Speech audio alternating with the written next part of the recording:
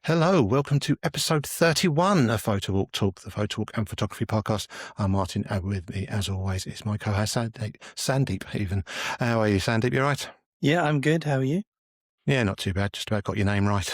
Yeah. I hope so after all this time. Yeah, I think I know your name. We're about back to having a guest, so yeah, like you say, instead of just boring ourselves, we've got somebody to talk to today. We've got Dmitri of Analog.cafe. It's a blog that's been around for, is it 9 years, I think, according to your the bio. Almost Yep. 9 years. Fantastic. How are you, Dimitri? Good. Thanks for having me. Yeah, it's good to have you. It could be good to talk to you. As always, we'll start off with what we've been up to. Sandeep, have you been up to anything in the last couple of weeks? To be honest, not too much. So we recorded the last one. I was in Dublin. I was there all week and didn't have any sort of cameras with me because I was on a work trip and there was no time for photography. So I just didn't want the extra weight in my bag because I'm lazy like that. And I don't think I've really done too much. I did I've still got some Piranha P30 in my camera. When we had all the nice bright days, there's a few shots to finish off. I took it to the office the other day, went for a little lunchtime walk. So, just around St. Paul's, Millennium Bridge, all the sort of areas which I normally frequent and people have seen me take about 1 billion pictures of. And that was fine. But other than that, no, I've been pretty low-key on the photography front. I think for once, Martin, you've actually got photography things to talk about compared to me. Yeah, I've actually been done a couple of bits. I went to Brighton the weekend before last, normal haunt. Went down there, took my Leica M6, which I haven't used for a long time. I don't think I've used it this year, so it was nice to get back out with that. I shot probably a roll and a half of black and white, even in the nice sunshine. But it was I put an orange filter on, but definitely with black and white filming this time, so hopefully that'll come out all right. I've got to actually get a little backlog again that I need to send off to get developed. But that was quite a nice day. Ended up getting a bit of sunburn on the back of my neck. And then this weekend went to Liverpool with my wife. It was our anniversary. We've been together for 25 years and married for 18. Half my life now. So we decided to go up to Liverpool for the weekend, but I didn't do a lot of photography because it wasn't really that type of weekend. But I did take my Pentax 17 and probably did about half a roll of film. So about half a roll of film is a full roll on 35. Exactly, yeah. So about 30 odd frames. So it was quite nice. It was a nice day, a nice weekend, which was lovely. How about you, Dimitri? You've been actually taking any photographs the last few weeks? Oh yeah, I can't really stop. It started blooming and it's quite pretty in the neighborhood. So I just find flowers, find people. Just really hard to stop carrying camera pretty much everywhere. Yeah. So how did you get into photography? Where did it all start for you? Yeah, probably when I shot a skateboarding video, maybe like about 15-ish years ago. And then once I finished with the skateboarding video, it was like after I graduated from school, and after that, friends kind of parted ways a little bit, but I still had the camera, and I realized that, well, videos takes a really long time to produce and edit, so maybe I should stills. It was Canon 60D or D60, one of those. And so I started with that kind of photography, but eventually I found that film is kind of a little bit more interesting. It looked better to me, and also with film, your default is full frame, and back then I was like really into I wanted the full frame, and with digital, especially at the time, it was quite expensive. Yeah. So I tried film and I liked it, and then just kind of kept on moving up and really couldn't look back. And what's your sort of favorite, or then or now, your favorite type of photography subject, or is it just whatever takes your fancy, for want of a better word, as you're walking around? Yeah. Well, I think for just to feel good about holding a camera, I just like to take photos of flowers. It's very typical, I guess, but also at the same time, like that's what I thought prior. And then after doing that for a while, I just like want to take more pictures, even though like I don't share maybe as many of them. I just like to keep them. And then the other thing that I do for the website, I do a lot of like product photos, but also on film. And I find it kind of like a fun exercise of how to make something look interesting, not just like flat, not just like kind of like an eBay sale kind of thing, which is like nothing wrong with those type of photos, but I think there's like a little bit extra you can add. Yeah. So how did you come to start Analog.cafe? It was a follow-up to another website, artsocket.com. I still have to keep that domain because that's like my main email and that kind of everything gets forwarded there. And before that, it was like Dimitri's animation. So I made websites since I like learned how to type on a keyboard. And Analog.cafe, I guess it was just the latest iteration that was focused on specifically film photography. And it kind of like, I stuck around, and it's probably not just because the website was doing well, because it was not doing well for like many years, relatively speaking, or based on the goals, but like I just really enjoyed talking photography on Twitter, when it was Twitter, and like just like on social media, Sandeep and I had a couple of exchanges, and there's a lot of people who are really passionate about photography, and I find that infectious. Yeah.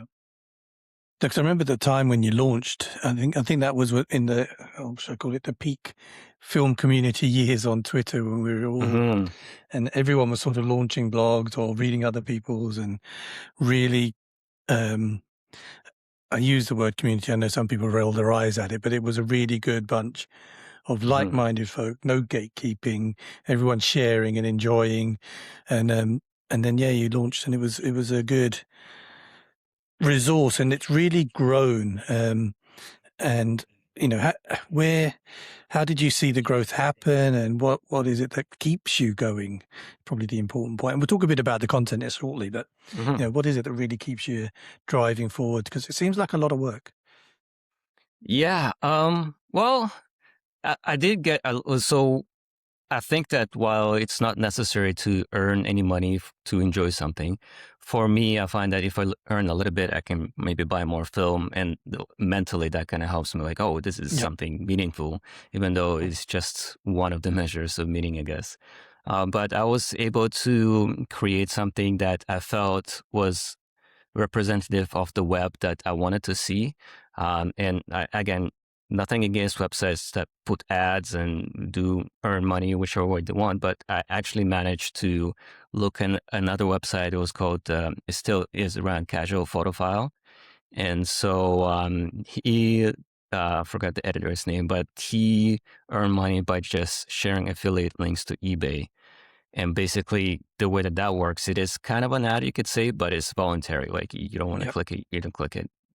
It's pretty simple.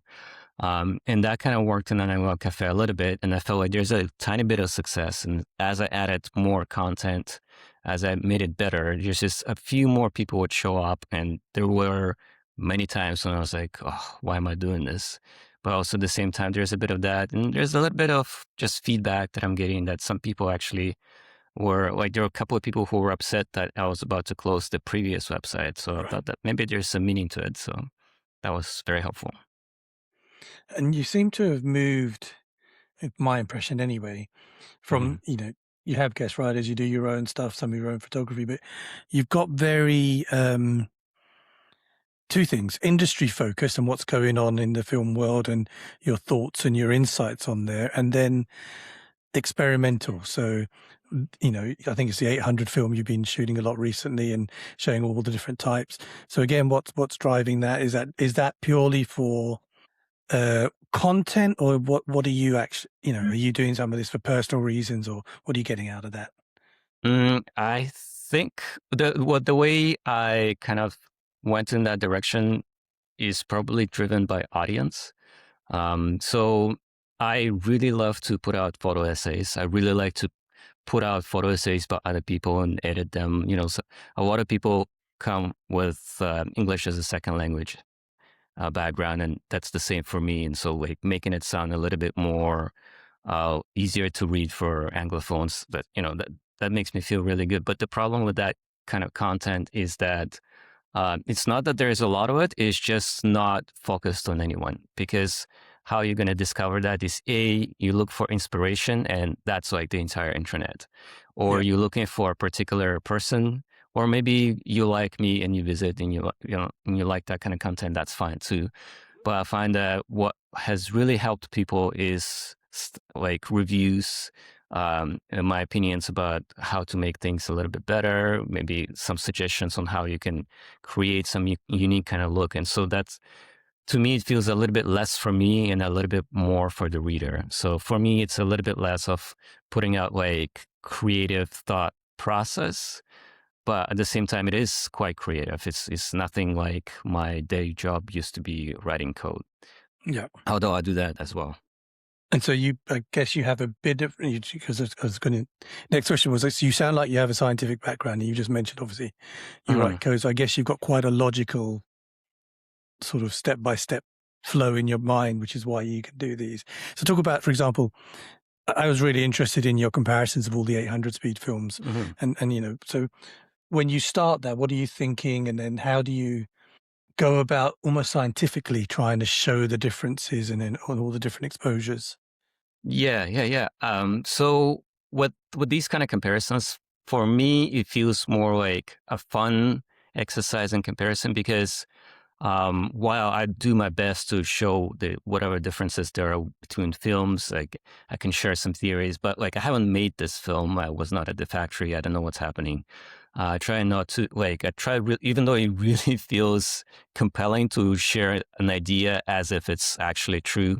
I try not to do that, even though it's still film photography. It's not such a big deal.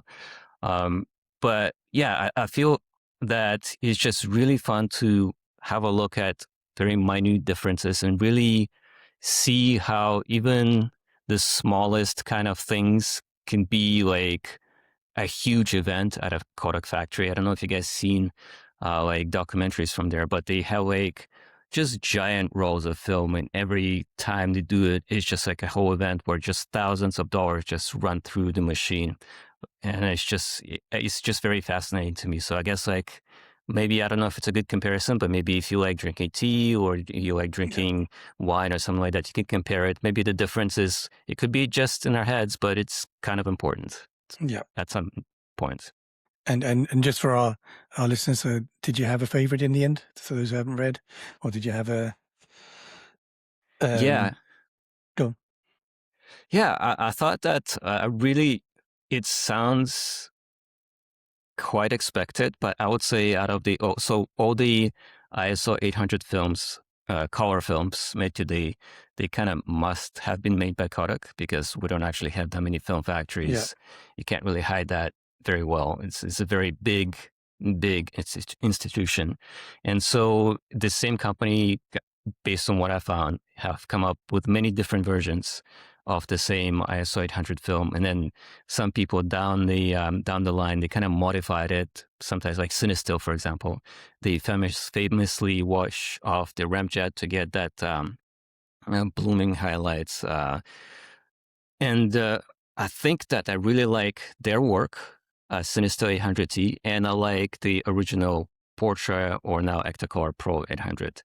Yeah. I felt that, for portraits, at least looking at myself in the mirror, I just find like a little bit like an extra shade that wasn't there in other films. It behaves a little bit better when underexposed by like two stops.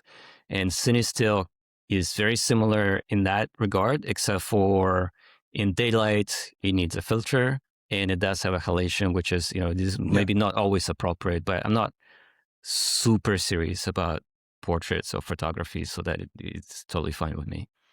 So, slightly sidetrack. Someone told me once Portra is named that because it's good for portraits. Is that? Yeah. Do you know if that's true? I mean, it sounds like it sounds credible. Yeah. I don't know if it's true. I can believe that. I can only believe that. And if not, I mean, I'm associating it that way, so it makes sense to me. Do you have a large collection of cameras, or do you just get in sort of you get a camera, test it out, do reviews, and then then pass it on, or do you keep hold of these cameras? Yeah. I wish I could keep them, but the two things kind of stop me. One is the space in the apartment is not very large. This is pretty much the entire shelf I can have.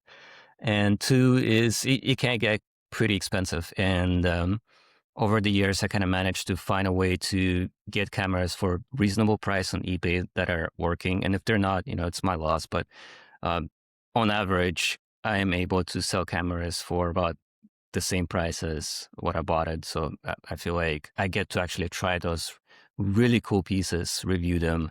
And, some of my favorite ones I keep, of course, but not too many. And what are your favorite ones? I like Vitesse A, which is a German foldable rangefinder. It has its downsides, of course. So, like, for example, if you want to adjust the rangefinder, oh my God, it's terrible. You have to like disassemble the whole thing a few times. But aside from that, it just does everything that I want. It's a 50, which is, I like wider lenses now, but 50 is still good. And it has, it's very sharp lens, especially in the middle. And the bokeh is like very special. It's like cat eye, but it's not really swirly, but it is kind of feels that, has that liquidy kind of I don't really know how to describe it too well, but it's very appealing. And it's foldable, so I can keep it in my pocket. I mean, not maybe tight jeans, but, in the jacket for sure. And it looks really nice. How about you guys? So what do you guys shoot? What are your favorite cameras? Oh, well, my favorite camera is obviously my Leica M6 and my Hasselblad 500 CM, which I need to get serviced because it's on my last trip out with it, it's suddenly stopped winding properly.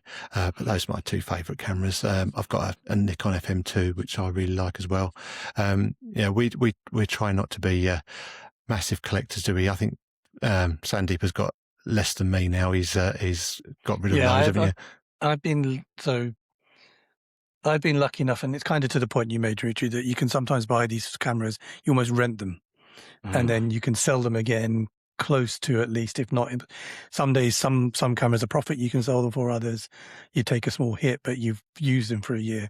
And I've been lucky enough that I've tried quite a lot of the known cameras. What do I mean by that? And Nikon F6 and Nikon F100. I've tried a Fuji GF670 medium format, the GZ, whatever it is, 645, some Nikon SLRs and all the rest of it. But I sold all my medium format gear, and the only camera I ever missed was the Hasselblad. And I bought it back. So that's me done. The only camera I won't buy again in a medium format, which took the best pictures I've ever taken, is a Holga. And then maybe I might revisit that. And then for 35mm, I've tried like Contax G2 I had, and that was fantastic. And I may regret selling that one. Okay. I just love my Olympus OMs. I've got a 1 and a 4 Ti, and I sold a load recently, and I toyed with buying a Leica M6. That's the only camera I never tried. I just wasn't excited about buying it. Nothing against Leica, nothing against anyone who uses one.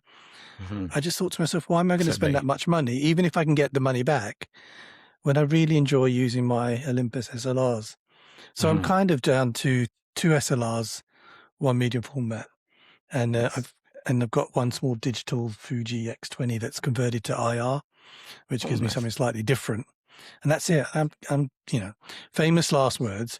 I'm settled for now.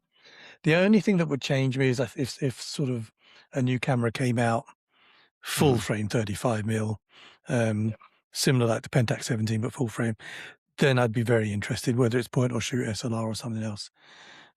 Have you guys tried it's taken about 10 years to get to that point. Yeah. Have you guys tried the Snapic A1? No, I've been reading about it. It's getting good reviews as well. Yeah. I'm having a lot of fun with it. It's kind of, you can think of it, I guess, like Holga in terms of exposure. There's just one, actually less than Holga. Well, you've already turned me off it now. Yeah. But the lens is actually, like, for that exposure and that aperture, is just like as good as any other lens, I think. Like maybe a little bit soft, but not as soft to matter, I think, in reality, because it's also so wide. Yeah. And I've had a lot of fun with it. What was it again? It's F9. Sorry, was it 28? Oh, it's 24, I think. 24. So it's quite wide. Yeah, there's a few like that sort of been released recently. So so a few things. I wouldn't mind trying out that Lomo MCA, is it? Mhm. I wouldn't mind trying one of those, but yeah, I've got enough cameras. I don't really need to need any more. But like Sandeep says, famous last words, isn't it? I need to.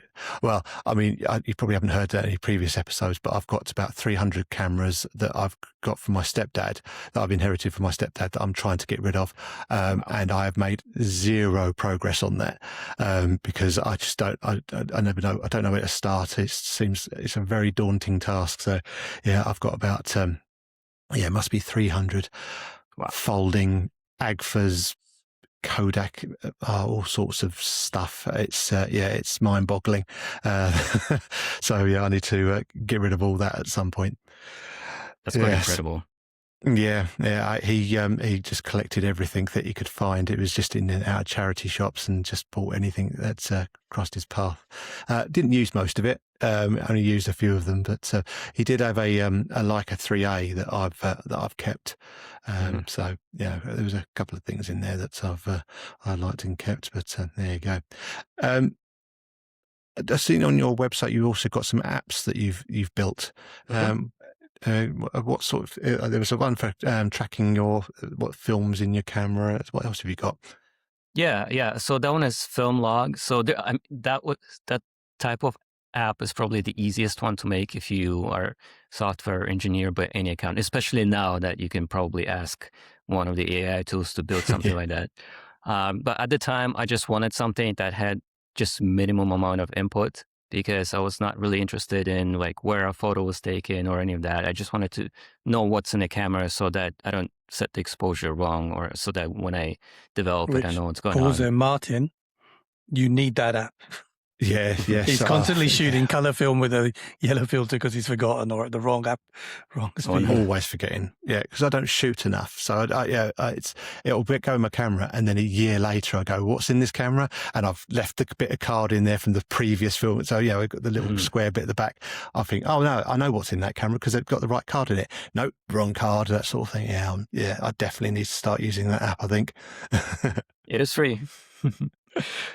Then there's a few. There's one I'm working on right now. Actually, it's to invert film negatives, and there's a lot of those apps coming out too. But I think this one is still a bit different. It was also started before the AI coding agents as well. But the purpose of it is to invert by just like drag and dropping your entire folder that you scan, and it just like gives you back something without any kind of sliders. Because for me, a lot of people hate Adobe, I understand that. But I am so used to that software, and I would imagine that people would be used to their own image editors, whatever it is. And just try not to add any controls to that. I just want to get the inversions, and you get it. And then you kind of like the flow I'm hoping would be kind of like in a darkroom, which is you get like first all the inversions, which is kind of like a contact sheet, and then you add your changes, then you edit because you know what you're going to edit, instead of trying to get every single frame one by one really well done, and then realizing that you spend a lot of time on a frame that is actually not that good out of the set. Yeah, that's a really good idea. I've had all sorts of issues with scanning and things like that. I used to do my own black and white development and used to scan all my own film, but my flatbed scanner just became, I don't know, it seemed to just deteriorate over time. But the scans just seemed to get worse and worse and worse. And no matter how much I cleaned the glass, it just seemed to get worse. I tried using a digital camera for a while, but found that a bit awkward as well. But there's some really nice tools now that are available for actually helping you sort of feed that through and making it a lot easier. And having a good tool for doing the inversion process would be really good as well. Yeah, excellent. So what else was there? There's quite a few on your list, I think. Yeah, there's another one, Sunny 16 calculator. That one is really simple. It's just like gives you a picture for every type of exposure. I found it very helpful to like just learn how to expose for Sunny 16. And it kind of gave me the idea to also write a guide on how to not just use Sunny 16 in the sunny weather, because I mean, that is so reliable. Like that's how you can test light meters. But if you kind of like try to remember common scenes, like let's say indoors in my house by the window is maybe like 2 stops under and so forth, and just kind of get used to how things are, is just like such a good rule that I don't have to pull out a slippery block with notifications just to get a measurement. I don't have to have another tool in my hand. I can just click and go. Yeah. Yeah, it's one of the few things I'm actually quite good at is the Sunny 16. I'm pretty good at getting the right exposure in my head using that. I'm terrible at distances. I don't know how far away a meter is or 3 meters or anything like that. But getting the right exposure in my head is the one thing I'm quite good at. But I imagine that's a useful tool. So did you spend a lot of time just writing these apps and? Yeah, it takes a while. That's why I try not to make too many of them, because it's also code debt, which means that I have to like go back and fix bugs all the time, which I want to do less of. But that just kind of how it is. It's a website that's built on, I wouldn't say on nothing, because it's built on top of open source, and there's lots of people who just gave out their work for free. That's why this kind of web is possible. But at the same time, it is work, so I try to minimize that. Yeah, absolutely. Yeah. Yes, I know how difficult it is. Photowalk.me has been going for, how long did I say it was? So 2018. So it's 8 years, and a lot of work involved in that. But people don't realise. I was similar to you. I think I did have ads on it right at the beginning, but realised it just ruined the experience. So I just removed it, and I always say it'd be nice if it made some money, but I don't think it's ever going to. But as long as people are happy to use it, I'll keep it running. So it's it's nice to have. Any other you got anything else in the pipeline for the website or new apps or anything like that? Yeah, so probably as you discovered, the website is a lot of like the major part of the income comes from the memberships. And because of that, I kind of committed to deliver something new and something like that is just not elsewhere in the web each month. So this month, I'm still debating. I'm a very last minute person, so not ideal. But I do have a plan to release the film inversion app. It's out there already, but the way that it works right now, it connects to Dropbox. You need that to use that for storage, and it kind of goes back and forth. And so that could be a little bit cumbersome. So creating like a drag and drop action that it just works. That's kind of, it's taken a lot of time. It took me, I think I started in January. So just to give you an idea of what it takes, and at least a couple of hours a day.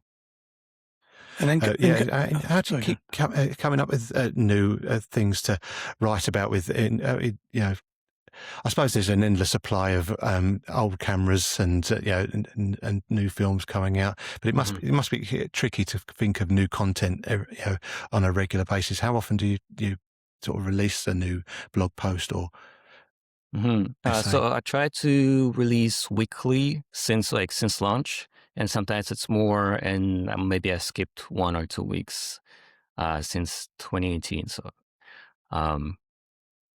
I find it's not too difficult to find a topic. I find it difficult to find a topic that is so interesting for me that I'm willing to put in a lot of work, and that there's like also time, and that is kind of unique enough to be valuable. With time, I found that maybe it doesn't have to be unique every time, like, because if I review a camera that's been reviewed to death online, I think my take could be a little bit different. Maybe pictures will be from a different angle. So there's value, and somebody reviews the same thing after me, there's also value. That's their perspective. Oh, absolutely. I mean, you every get the new different camera opinions. that comes out, there's a million reviews, and there's everybody's opinion is different, and it's still valuable, especially with these older cameras. Yeah, definitely. Yeah, if you go to like older web, you go to the older internet, you'll notice that reviews, maybe they'll be good, but maybe the pictures will be like tiny, so you can't even tell what the camera can do. And so even, I'm not sure that scanning has changed dramatically since like 2000s, because I'm using a vintage scanner from 2000s, but I also think that this is a Nikon Cool Scan. So that thing was probably just for like select few people back then. But now film photographers are select few people. So we get a little bit of like extra boost, I think. And then talking about content and film and all the rest of it, let's talk a bit about the industry. So, you touched on it with the 800 about there's only really one manufacturer of that type of film. We've got Kodak out there. We've got Ilford for black and white. Their owners, Harman, dipping their toe, should we say, in taking a journey into color. I think we've still got, I can get the names wrong here, but Germany Agfa or someone similar is producing. Frania's sort of comes and goes in batches of their black and white. There's not many manufacturers out there, and it's getting harder and costs are going up. Fuji seems to have discontinued a few more, ever more stocks recently. So what's your take on the industry and the supply of film and sort of future way forward? Yeah, it feels, I mean, in my mind, it feels kind of like there's a bit of a battle going on between the just everything getting expensive. Like, as you guys know, for sure, the fuel is like skyrocketing, and film is a petrochemical industry. There's just no way around it. We need all this stuff. That's how we can have nice things, I guess. So that's getting expensive. Fujifilm, I don't know why they discontinue certain things but keep others, but I assume they also experienced some supply difficulties. Like, they couldn't deliver some digital cameras last year. So there's a lot of pressure, but at the same time, the pressure comes from the other end as well, because film photography is just becoming more and more and more popular every year, at least based on my I guess assumptions, or just a feel, or just like how many articles come from like a news, like international news organizations about film photography. And I think a lot of young people are getting into it because, I don't know if you guys heard about the graduation ceremonies in the States, but there were a few talks by like AI leaders and like those like very technological people. And as soon as they start talking about machine learning, students start booing them because it's mostly bad news for them. It's their jobs as well, isn't it? Yeah. It's very difficult. It's basically those guys telling them, hey, you spend $100,000 educating yourself and 6 years of your life here, but now all you have to do is just write a little short sentence, and all that work is not very useful to you. So that doesn't sound great. It absolutely has advantages, and I think AI also enabled a lot of people to create apps like other film inversion tools, other film tracking tools. Like, there's a definite influx of that kind of software. But at the same time, people want to kind of prove that this is a photo. And with film, there's just absolutely undeniably a photo and something else. And like, yes, film can be edited and all kinds of, it can be created, a collage art can be mixed with digital, but if you go back and you just take a picture, it's just, okay, this is a photo. Like, there's no question. Versus with a phone or like even modern digital cameras, like, you took a picture, but something happened there and you don't know what it is. It's like a magic black box. Yeah, no, I don't think anything quite matches the experience of taking a photograph with a film camera. I don't know what it is, but yeah, I've got a couple of digital cameras and they're great, and I take some really nice pictures with them, but nothing feels the same as holding a Hasselblad and hearing that big mirror slap. There's just something about it. There's this tactile feel that you can't get with a digital camera, and you can kind of emulate the results from a film camera, but it's still not the same. And just seeing those negatives and seeing the results from them it's just something special about it. And I think people continue to want that, and hopefully anyway, and hopefully there'll be somebody there to supply it for as long as there are people that want to use it. I mean, film is getting more expensive. That's true, but also at the same time, we could still get something for $50, maybe like 30 pounds. That is all metal, full frame camera with an excellent lens. And how could you replicate that with a digital camera? Even a used digital camera, and maybe a used digital camera could do well, but they all kind of look like plasticky, which is not always a bad thing. They have better grip, I would say, than any of the vintage cameras, but they're not shiny. They don't look so expensive because metal prices have just like, there's just no way these kind of cameras, these kind of materials would sell for this much today. It still is a premium at a discount. Yeah, I mean, look, I think we've had this conversation on here before, is that there are more expensive hobbies in the world. And if it's one thing, if you're doing it professionally and the costs are going up, that's your bottom line. If you're doing it as a hobby, yes, it hurts when the prices go up. But you factor in that's my hobby. You may have to adjust the films you shoot, use a Kent mirror or a Fomaban or whatever else, Fomaban, whatever it's called. But also you just, you could be doing something else that's 2-3 times the cost is what gives you enjoyment. Life's a little bit around, not even a little bit, an escape when you can and do something you enjoy and be creative. And that's the way you do it. It's probably worth it, that little bit of money to spend on it. Yeah. To get that pleasure. Yeah. Yeah, we spoke about the apps previously, and another one is where I track the film prices for some of the most popular stocks. And yeah, they are going up faster than the rate of inflation, which like they're going up faster than 3%. But there are times when the prices go down. Like Kodak actually dipped the price of Tri-X by like 25% a couple years ago. Wow. And they really did it. They could have kept that profit, but they decided to give it to the community. So that's commendable. So I'm going to get this the wrong way around. Alaris is the distributor. That's the old one. The new Kodak that makes the films with a whole new range of what they call it, Ectacolor and everything else. Here in the UK, that's really expensive. And I think that's because it's a US, for us, it's a US import. Yeah, that's a shame. Which is a shame. Yeah, exactly. But so I used to be a big fan of slide film. I say used to. I'm still a big fan of slide film, but I look at the price of a roll.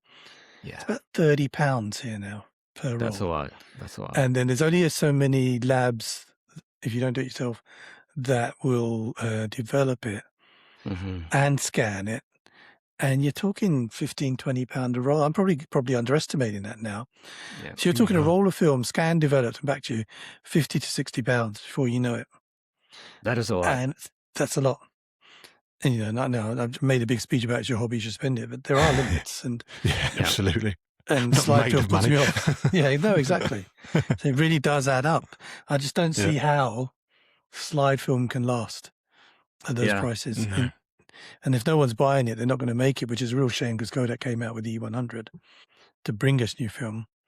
And, I think people are switching to the things like 800 T Sin Still and all the various variants of the Vision films for true color rather than slide because it's cheaper. Yeah, the Vision 3 film is kind of an interesting case because Kodak doesn't want to sell it to us, like still photographers. Yet you can get it for less than consumer Kodak films because somebody else got the rolls. And then rebranded and rolled it. Yeah, which is very interesting. But I mean, I'm not against rebranding, to be honest, because there's like so many films that I just could not shoot. So, for example, Cosmo Photo, Steven did mention that it is FOMA 100. But to get FOMA 100 in Canada, I would have to pay more, and I would have to really look around and just get it online and pay for shipping. Or I can get Cosmo Photo and just shoot that for less. Yeah. So it's, and it actually looks really nice. So I one of my favorites is XX. And so I get it from a shop here in the UK. They do a 24 exposure or 30 exposure. It's fresh. Never had any problem with it. And it's about, don't quote me on this, I think £9, £8 something for a 30 exposure roll. Sin Still do XX, and it's way more expensive because you're going through the official channels and getting it done. I couldn't shoot it at those prices. I can shoot it at the prices these guys do it at. Yeah, for sure. Like not all of their offerings are good, but I would say that 800T is probably one of the cheapest, at least in Canada, one of the cheapest color 800 films. Like it's cheaper than Portra, and it's cheaper than like competitors of Cinestills that would do it somewhere else. Yeah, I agree. Cool. Do you do much instant photography? I like an instant camera. I've got lots of Polaroids and Instaxes and stuff like that. Do you dabble with the Instax at all or Polaroid? Oh yeah, for sure. I find it also kind of a problem for me because I have so many Polaroids and I don't know where to put them anymore. But yeah, it's really difficult to resist because you kind of like get the print right away. And it's just, even if the photo is not amazing, it's just, you get that little gift. And sometimes like even the frames that completely came out blank, I put it in the wall and it kind of still says something. No, very partial to an instant camera. As you can see from my background, I've got a few hanging up. Yeah. Over there, like all that is Instax and Polaroids, Yeah, like everything back there in the wall. yeah. And so going back to your personal sort of photography, you talked about flowers, and so there are any photographers out there that inspire you, or that or do you buy any of the books that that make you think this is what I like and this is what I maybe even aspire to? I would say that there are like genres that, and like I'm pretty vanilla, I guess, when it comes to that. I just like stuff that's popular online because oftentimes it's good. And like there could be somebody who does it really right, and that's why it's so attractive to others. So I know that there's people who dislike, for example, this trend of overexposing film and getting like the pastel colors. But I thought it was really neat because that's not what photography used to be for me a lot of the times. Yeah. So I mean, like my likes are not super distinct. They don't have too much names associated with them because also I'm very bad at remembering names. Yeah, me too. But I did get to meet Bratinsky, which is a Canadian photographer. He's known for like having huge photos of like open queries. He's like his work back in like early 2000s is what introduced Canadian tar sands to Canadians. So basically, they mine for oil, but it's like the dirtiest possible way that you can do it because they just take earth and they process it, and then whatever comes out is oil, and it just discharge. They're not even drilling. And so he photographed all of that. He photographed all kinds of mines, and it's like his work is both beautiful and terrifying, and there's just a lot of feelings associated with it. Now, I wouldn't say that I follow his work all the time, that I would try to imitate his work, but I do appreciate like the scope and like the meaning of his contribution. Good. I lost my thread there. I had another question for you. Huh? Oh, that's right. This is a Photowalk podcast. Martin runs Photowalk Me. Do you do photo walks? Have you ever thought about it? What's your take on that? Yeah, I've sampled a few locally. There's a few groups that do photo walks and they do some kind of meetups, and I find it's very refreshing to kind of talk to people face to face about this kind of stuff, because the way that I develop Analog.cafe, it's a website, so I sit in front of the laptop all the time, and then when I'm not doing that, I go back there and take some pictures behind me. So I think it's very rewarding, but I'm also not like a super social person. So like I wouldn't keep coming back or meeting people too much. But at the same time, it's just a great refresher. And I really appreciate that people actually manage to host and create these things, because it is a lot of work. Definitely. Cool. Thank you. Before we move on to photowalk.me news, you said that you've got a sort of memberships on your website. How much is the membership, and what do the members get from your website? And we'll put a link to it all in the show notes. Yeah, I appreciate that, guys. So it's $5 US a month. So whatever that converts to, and it includes monthly articles that are like special, like let's say comparing all the ISO 800 films, includes apps like converting film negatives, which basically it actually it's the service. It basically sends the thing output to the cloud, converts there and sends back. So there's actual costs associated with that. And other apps and just the content. I don't have like an exact point by point, but there is some value in there. And yeah, and it just kind of supports me. It helps me pay my bills. Absolutely. Yeah, good. So anybody who uses that Analog.cafe, go ahead and look at it and become a member. Yeah, it's free to try. You can cancel. I really don't mind. Exactly. Right. So we spoke last week about some of the Kickstarter things we got on, and we mentioned the Alfie box camera. And I think when we spoke about it, it was like 50%. But I think the day before we actually released the episode, it's gone past its goal. It's fully exceeded the goal. So that's been fully fully funded. So that's going to be it. So good. Yeah, so it's a very impressive campaign. Yeah, exactly. Well done to him. So I'll quickly mention some photo walks that are coming up. Yant, who has been on the podcast, he's doing a Walthamstow art trail and photo exhibitions, and I think he's got a photo walk that's going to meet other photographers along the way. And he's and one of those is Paula, who has also been a guest on this on the podcast. So that's on the 7th of June. That's this Sunday coming. Wonder if I could make that. Don't know if I can, but anyway, that's at 10:30. That should be good. So sign up there. On the 13th of June, Heather Hughes is doing a experimental flash and blur film photography workshop.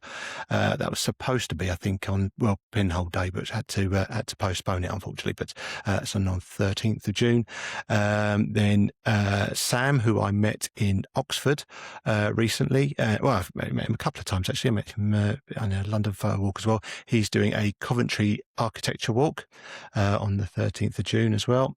And Azu Morales is doing a Summer Roses photo walk in London, which is for ladies only, on the 13th of June at 11:30. And on the 14th of June, Photo Social, who do lots of photo walks, are doing a London Bridge to Bermondsey photo walk. So a few things going on in June, which will be good. And hopefully with the summer coming, there'll be lots more. When we get to this bit, we all both say we should put one on. Finding the time is difficult at the moment. But so go to photowalk.me, see all the latest photo walks and sign up or do your own. Nice. Good. Excellent. Right. Well, that's it. That was a good episode. Thank you, Dimitri. That's it for this episode. Thank you for listening. If you have any comments or questions, please email us on podcast@photowalktalk.net. Make sure you subscribe to get new episodes as and when they are released. Thank you and bye-bye. Thanks everyone. Cheers. Thank you.